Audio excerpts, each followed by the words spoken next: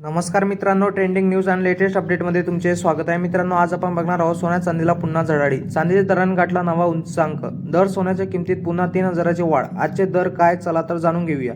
मित्रांनो, सोन्याच्या आणि चांदीच्या दरात पुन्हा एकदा मोठी वाढ झाल्याचे बघायला मिळाले आहे. सोन्याच्या दरात जीएसटी सह 1,36,000 तर चांदीने 1,95,000 रुपयाचा नवा उच्चांक गाठला आहे.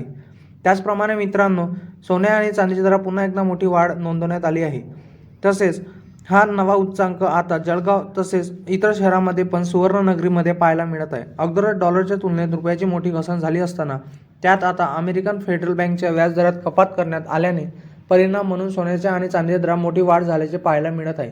दरम्यान एकाच दिवसात सोन्याच्या दरात 3000 रुपयाची वाढ होऊन सोने 1,33,000 रुपयावरून 1,36,000 रुपयावर जाऊन पोहोचले आहे.